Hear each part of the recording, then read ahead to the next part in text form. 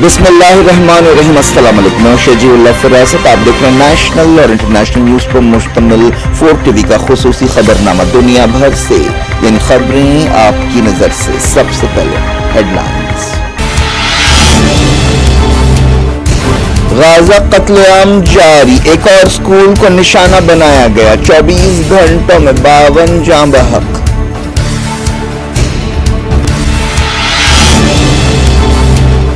Israeli फौज ने मगरबी किनारे में 13 साल बच्चे को हलाक कर दिया। साउथ लेबनान में हमले, 4 जान बहक।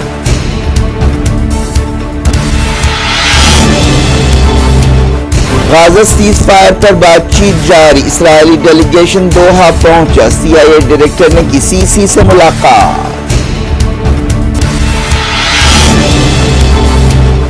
सीरियन एयरलाइंस का हवाई जहाज 12 साल बाद रियाद एयरपोर्ट पहुंचा। दमिश्क और सऊदी अरब के बीच कमर्शियल फ्लाइट शुरू।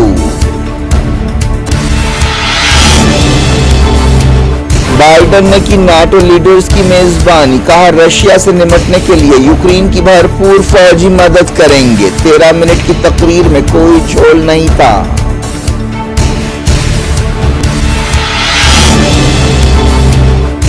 नाटो समिट में ज़ेलेंस्की भी शरीक, कहा मजीद फौजी मदद की जरूरत है। रशिया को शिकस्त देने के लिए हर मुमकिन कोशिश कर रहे हैं।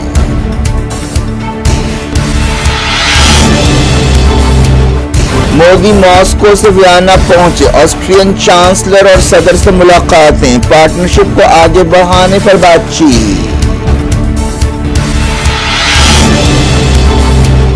Mumbai hit and run case के मुलजिम को 16 जुलाई तक पुलिस रिमांड में भेज दिया गया। मेहर शाह ने हादसे के बाद 40 बार गर्लफ्रेंड से बात की थी।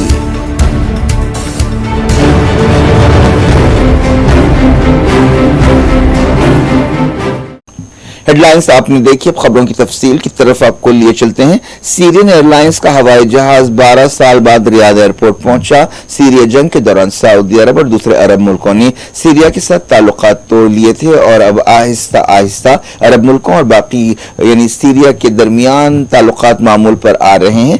सारा न्यूज एजेंसी ने बताया कि ये flight king Khalid international airport पहुंची। इस तरह दमिश्क और सऊदी अरब के दरमियान रेगुलर कमर्शियल फ्लाइट शुरू हो गई हैं। सऊदी अरब में सीरिया की सफीर ऐमन सुसान ने बताया कि ये भाई मुल्कों के दरमियान ताल्लुकात को आगे बढ़ाने की तरफ एक अहम कदम है। पीर को सीरिया की वजारत ट्रांसपोर्ट ने कहा था कि सीरियन एयरलाइंस ने इस साल सऊदी अरब के लिए 97 हज फ्लाइट चलाई। 11,000 सीरियन हाजियों ने दमिश्क और जद्दा के दरमियान और मदीना और दमिश्क के दरमियान फ्लाइट्स में सफर किया।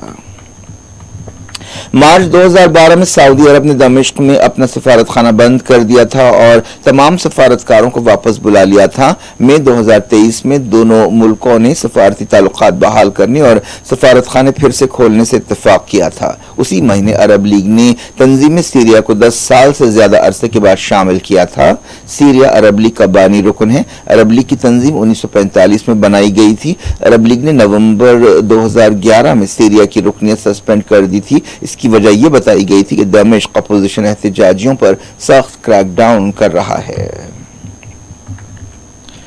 अमेरिका के सदर जो बाइडेन ने नाटो समिट में रुकन मुल्कों की मेजबानी करते हुए वादा किया कि रशिया के हमलों से निपटने के लिए यूक्रेन की मुनासिब फौजी मदद की जाएगी। उन्होंने वाशिंगटन डीसी में नाटो लीडर्स का इस्तकबाल किया। इस समिट पर पूरी दुनिया की नजरें लगी हुई थीं क्योंकि हालिया अरसे में बाइडेन की हालत के बारे में कई अंदाजे लगाए जा रहे थे जो नवंबर के सदारती इलेक्शन में डेमोक्रेटिक पार्टी के सदारती उम्मीदवार हैं। नाटो समिट का इफ्तिताह करते हुए बाइडेन ने ऐलान किया कि ये फौजी इत्तेहाद यानी नाटो पहले से कहीं ज्यादा ताकतवर है और रशिया यूक्रेन जंग की वजह से इसकी अहमियत और बढ़ गई है।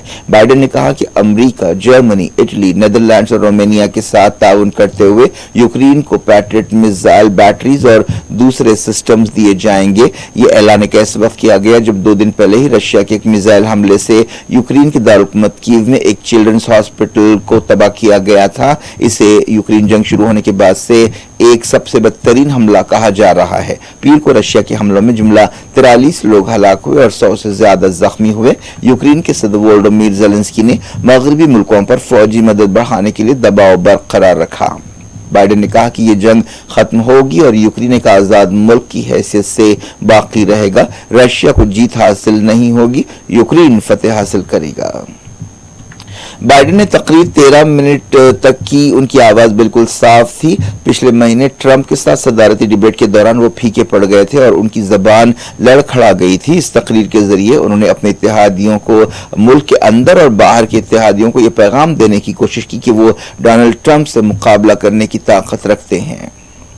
نیٹو سمٹ میں 32 رکن ملکوں کے لیڈرز حصہ لے رہے ہیں. نیٹو نے اپنے 75 سال پورے کر لیے ہیں. اس مناسبت سے یہ سمٹ ہو رہی ہے. نیٹو اتحاد امریکہ اور USSR کے بیچ سرد جنگ یا کولڈ وار کے دنوں میں سوویت یونین کے خلاف بنایا گیا تھا.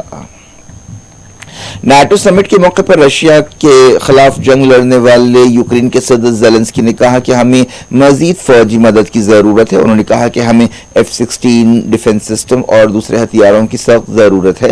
ہم رشیا کی دہشت گردی کو شکست دینے کے لیے ہر ممکن کوشش کر رہے ہیں. صرف ہمارے ملک کو نہیں بلکہ سب کو اس کی ضرورت ہے. جاری انٹرنیشنل نیوز کے سلسلے کو شروعات کرتے ہیں فلسطین سے. غازہ میں اسرائیلی فوج کے ہاتھوں قتل عام جاری ہے. ایک رپورٹ میں کہا گیا کہ پچھلے 24 گھنٹوں میں 52 فلسطینی جاں بحق ہوئے. پچھلے 24 گھنٹوں میں 6 جگہ قتل عام کیا گیا جن میں ایک سکول پر حملہ بھی شامل ہے. جاں بحق ہونے والوں اور زخمیوں میں زیادہ تر عورتیں اور بچے ہیں. کئی زخمیوں کی حالت نازک بتائی گئی ہے. غزہ کی وزارت صحت نے بتایا کہ 7 اکتوبر 2023 کے بعد سے جاں بحق فلسطینیوں کی تعداد 38,229 ہو گئی ہے. اسی مدت کے دوران 88,241 لوگ زخمی ہوئے. پچھلے 24 گھنٹوں میں 208 فلسطینی زخمی ہوئے. غزہ جنگ کے 9 مہینے پورے ہو چکے ہیں.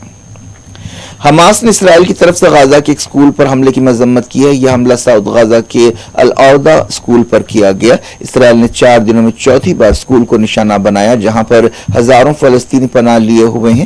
تازہ حملہ اباسان علاقے کے العودہ سکول پر کیا گیا. اس حملے میں 29 فلسطینی جاں بحق ہوئے.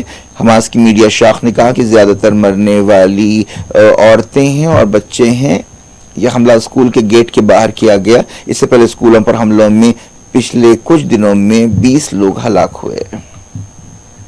حماس پولٹ بیورو رکن عزت الرشق نے کہا ہے کہ نہتے سویلینز کو نشانہ بنانا اسرائیلی فوج کی شکست کی علامت ہے. یہ کوئی جیت نہیں ہے. انہوں نے العودہ اسکول پر بمباری کی مذمت کرتے ہوئے یہ بات کہی.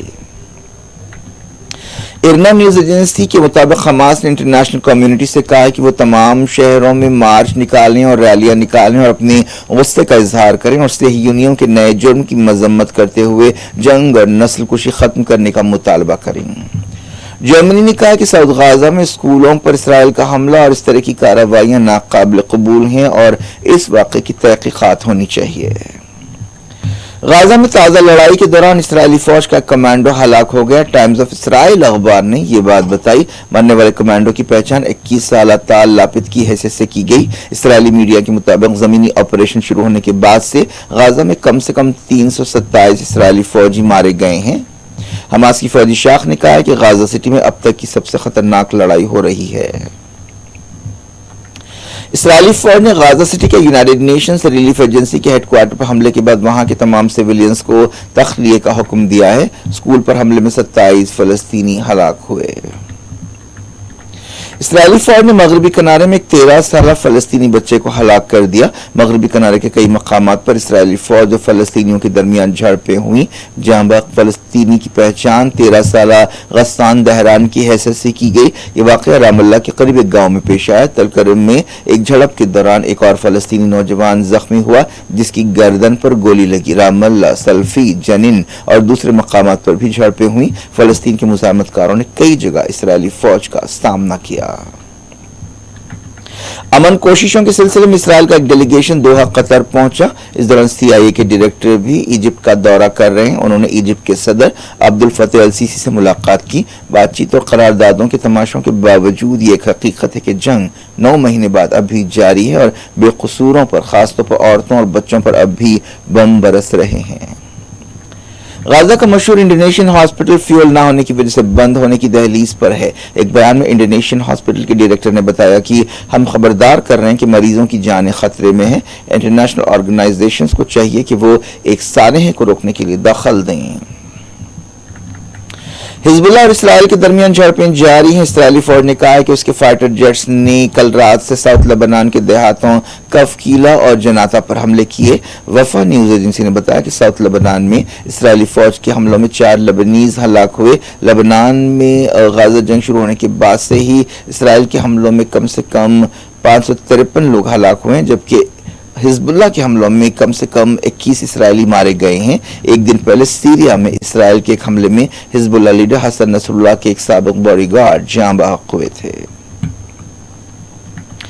ईरान के नए सदर मसूद पेज़ेश्कियान 30 जुलाई को हलफ लेंगे। ओहदेदारों ने बताया कि हलफ बर्दारी तकरीब पार्लियामेंट मजलिस में होगी। हाल ही में उन्होंने दूसरे राउंड के सदारती इलेक्शन में सफगीर लीडर सईद जलीली को हराया था। पेज़ेश्कियान एतदाल पसंद हैं, उन्हें 16 मिलियन से ज्यादा वोट मिले, जबकि जलीली को 13 मिलियन से ज्यादा वोट हासिल हुए। वो ईरान के 9वें सदर होंगे और उन्होंने कहा कि वो सबको साथ लेकर चलेंगे।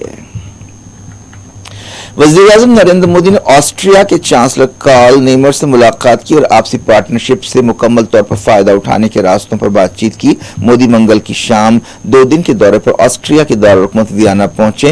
ये 40 साल से ज्यादा के अरसे में किसी इंडियन प्राइम मिनिस्टर का वियना में पहला दौरा है। मोदी को गार्ड ऑफ ऑनर पेश किया गया। इसके बाद फेडरल चांसलरी में बातचीत हुई। इससे पहले उन्होंने रशिया का दौरा करते हुए सदर व्लादिमीर पुतिन से मुलाकात की। इस मौके पर मोदी ने कहा था कि मैदान जंग पर यूक्रेन जंग के मसले का हल नहीं निकल सकता। उन्होंने पेशकश की थी कि इंडिया अमन कोशिशों में मदद देने के लिए तैयार है। मोदी को ऑस्ट्रिया के चांसलर को गले लगाते हुए देखा गया। एक तस्वीर में ऑस्ट्रिया के चांसलर वजीर आजम के साथ सेल्फी ले रहे हैं। मोदी ने उनके गर्मजोशाना इस्तकबाल के लिए ऑस्ट्रियन चांसलर का शुक्रिया अदा किया। इससे पहले आखिरी मरतबा 1983 में उस वक्त की वजीर आजम इंदिरा गांधी ने ऑस्ट्रिया का दौरा किया था। मोदी के इस्तकबाल के मौके पर वंदे मातरम की धुन बजाई गई। वजीर आजम ने ऑस्ट्रिया के सदर अलेक्जेंडर वॉरेन डेल जेनबेलिन से भी मुलाकात की। मोदी ने ऑस्ट्रियन चांसलर के साथ इंडिया और ऑस्ट्रिया के बिजनेस लीडर्स से भी खिताब किया। मोदी ने वियना में चांसलर के साथ खिताब करते हुए कहा कि ये वक्त जंगों का नहीं है। इन दोनों ने यूक्रेन जंग के बारे में भी बातचीत की। सुप्रीम कोर्ट ने कहा है कि मुसलमान औरत को कोड ऑफ क्रिमिनल प्रोसीजर के सेक्शन 125 के तहत शौहर से मेंटेनेंस हासिल करने का हक है। Justice BV. नागरत्ना और जस्टिस ऑगस्टिन जॉर्ज मसी ने एक दरखास्त रद्द करते हुए ये बात कही। बेंच ने यह भी कहा कि Muslim women act 1986 secular law पर भारी नहीं पड़ेगा। Mumbai hit and run case का असल मुलजिम मेहर शाह को 16 जुलाई तक पुलिस कस्टडी में दे दिया गया है। शिवसेना लीडर के बेटे मेहर शाह ने अपनी BMW गाड़ी से एक 2 व्हीलर को टक्कर दी थी, जिससे एक औरत हलाक हो गई थी। इतवार की सुबह उस हादसे के बाद से मेहर फरार था, जिसे मंगल को पुलिस ने गिरफ्तार किया। मेहर के बाप और ड्राइवर को भी गिरफ्तार किया गया है। शुरुआती तहकीकात के मुताबिक टक्कर देने के बाद मेहर ने 1.5 किलोमीटर दूर तक 45 साल औरत कावेरी को घसीटा। इस हादसे में इस औरत का शौहर प्रदीप भी जख्मी हुआ। महाराष्ट्र के चीफ मिनिस्टर एकनाथ शिंदे ने कहा कि BMW केस में कसूरवार को सख्त सजा दी जाएगी। उन्होंने मरने वाली औरत के खानदान के लिए 10 लाख रुपए एक्स-ग्रेशिया का ऐलान किया। चीफ मिनिस्टर ने कहा कि हुकूमत इस केस में किसी भी मुजरिम को नहीं बख्शेगी। उन्होंने कहा कि हम मरने वाली औरत के खानदान के साथ खड़े हैं। तहकीकात के हवाले से एक रिपोर्ट में कहा गया कि ये मेहर ने BMW क्रैश के बाद 40 मरतबा अपनी गर्लफ्रेंड से बातचीत की। उसकी गर्लफ्रेंड को भी हिरासत में लिए जाने का इम्कान है। मेहर शिवसेना एकनाथ शिंदे ग्रुप के एक लीडर का बेटा है। इस दौरान मेहर के दूसरे अरकान खानदान भी शक के दायरे में हैं और उन पर सबूत मिटाने और उसे फरार करने में मदद और दूसरे इल्जामात लगाए गए हैं। बॉलीवुड एक्टर उर्वशी रोटेला हैदराबाद में बालाकृष्णा की एक फिल्म की शूटिंग के दौरान जख्मी हो गई। उन्हें कई फ्रैक्चर्स के साथ हॉस्पिटल में शरीक किया गया। पता चला कि उन्हें कई फ्रैक्चर आए हैं। एनफोर्समेंट डायरेक्टरेट ने बॉलीवुड एक्ट्रेस जैकलिन फर्नांडिस को 200 करोड़ रुपए के मनी लॉन्ड्रिंग केस में पूछताछ के लिए बुलाया है। इस केस का ताल्लुक एक धोखेबाज सुकेश चंद्रशेखर के मामले से है। इससे पहले भी जैकलिन से इस मामले में पूछताछ की गई है। क्या कुछ हो रहा है आपकी दुनिया में? आखिर में हेडलाइंस दुनिया भर से एक बार फिर देखते हैं।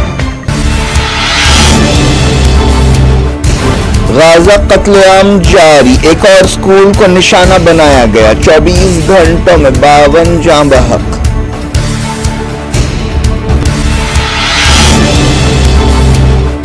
اسرائیلی فوج نے مغربی کنارے میں 13 سالہ بچے کو ہلاک کر دیا. ساؤتھ لبنان میں حملے 4 جاں بحق.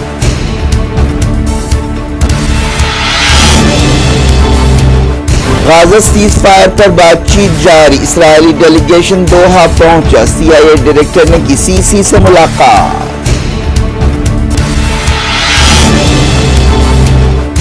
سیرین ایئر لائنز کا ہوائی جہاز 12 سال بعد ریاض ایئرپورٹ پہنچا. دمشق اور سعودی عرب کے بیچ کمرشل فلائٹ شروع.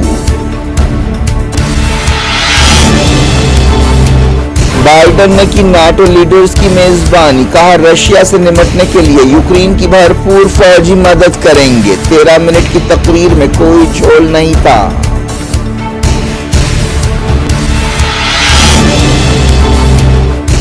نیٹو سمٹ میں زیلنسکی بھی شریک. کہا مزید فوجی مدد کی ضرورت ہے. رشیا کو شکست دینے کے لیے ہر ممکن کوشش کر رہے ہیں.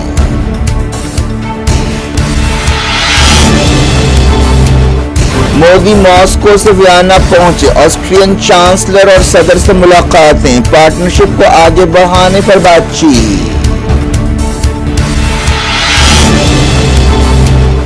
Mumbai hit and run case کے ملزم کو 16 جولائی تک پولیس ریمانڈ میں بھیج دیا گیا. مہر شاہ نے حادثے کے بعد 40 بار گرل فرینڈ سے بات کی تھی.